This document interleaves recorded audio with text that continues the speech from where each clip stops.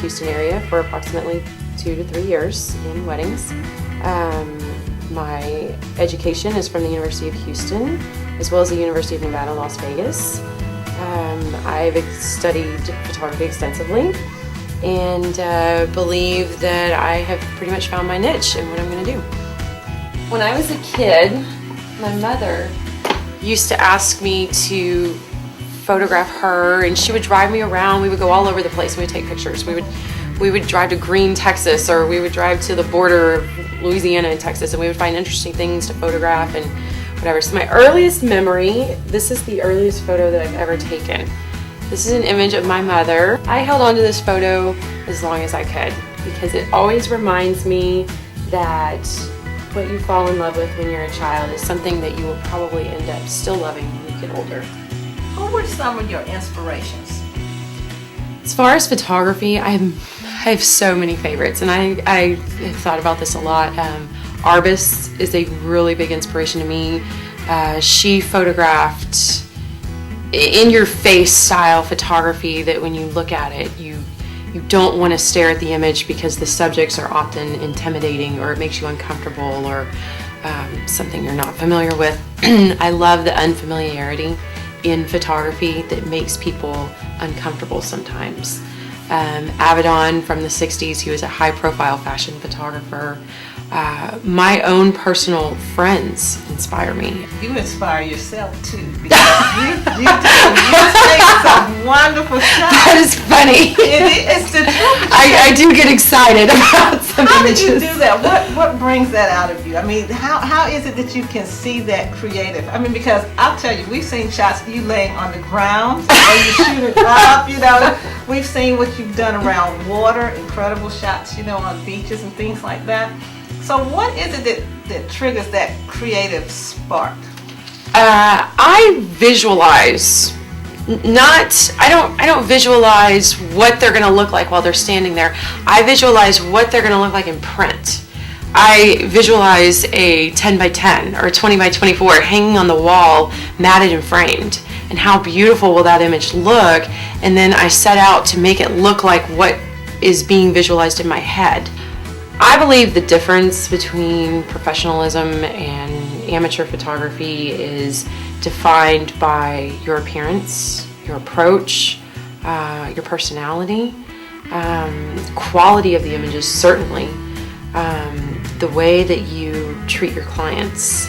There's a huge misconception because we all certainly know that the digital age has probably really put quite a damper on wedding photography. It's become too available.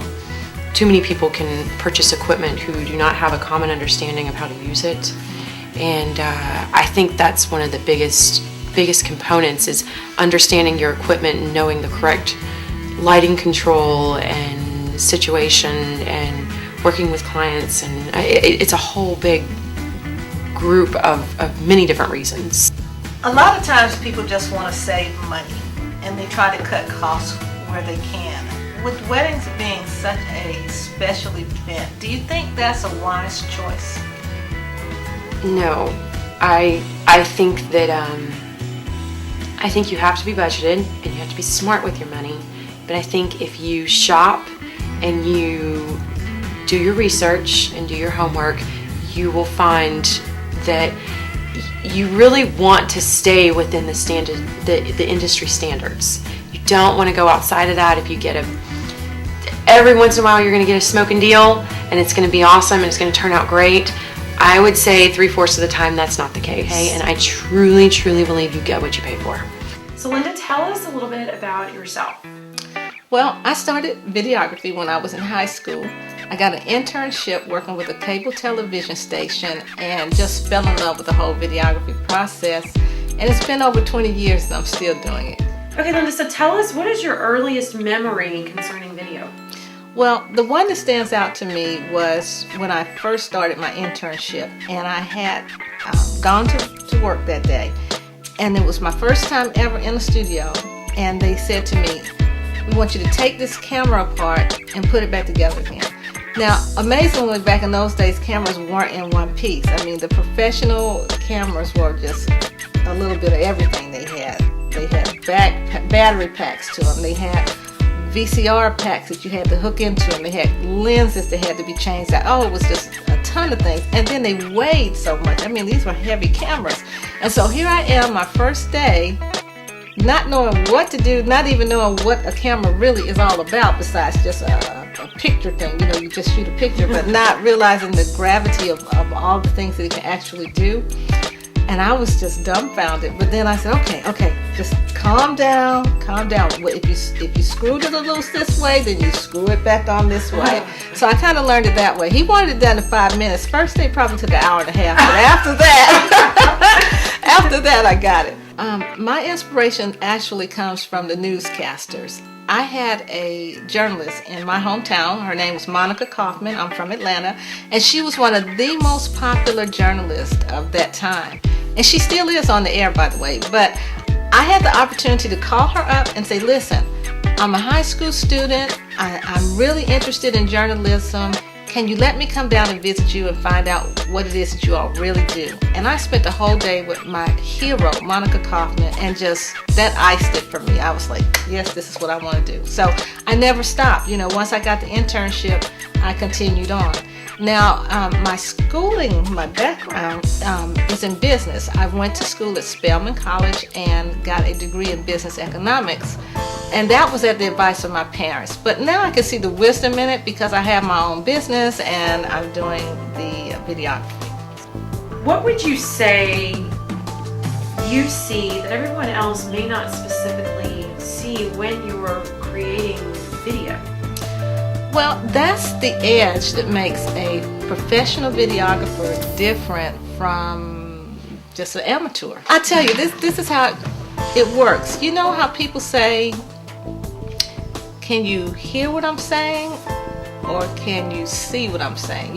Have you ever heard that? People Yes. say, do you hear what I'm saying? Or they say, do you see what I'm saying? Yes. I'm one of those type of people that sees what you say. I mean, literally, when I talk to a person, my mind thinks in pictures. And I think that's what all of the creative people in this industry, whether it's videography or photography, they have the ability to see what you're saying instead of just being able to hear it.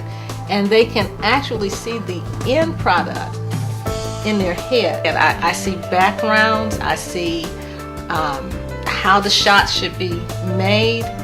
And even when I walk into a facility, whether we're doing a wedding or a concert or some type of commercial, whereas a person can walk in and see an empty room, I see the whole event in my head. And so what I do in editing, I take what I saw and put it into the actual DVD that they get, the end product. So what would you say for somebody who was going to entrust their wedding day to an individual that was not professional? Well, I hate to be blunt, but sometimes the truth really helps people out. And that's that you really do get what you pay for. I mean, you can probably find an inexpensive person that might do a very good job, but how often will that be? And are you willing to take that risk? And I think that's what they really have to think about. Do you really want to take that risk? I've had people come to me and say, you know, I wanted to come to you, but you were a little bit pricey and I chose somebody else, but now when I look at what I have, it wasn't worth the trade. And the thing about it is, that's something that you can't regain. That's a one-time shot. And I believe that if you spend the monies to have the best wedding in the world, why would you not want to have the best memories from that wedding? And a professional is going to give you that. And not only are they going to give it to you, but it's going to be in a creative format. It's not going to be cookie cutter. It's not going to be plain. It's going to be pretty visual, highly visual, because of the fact that they're using the professional grade equipment. They have the professional grade editing software, and they know what it takes to give you a good job. And then with our case, I worked in a television station for 12 and a half years. That is valuable. That's valuable. So all that's included in my price.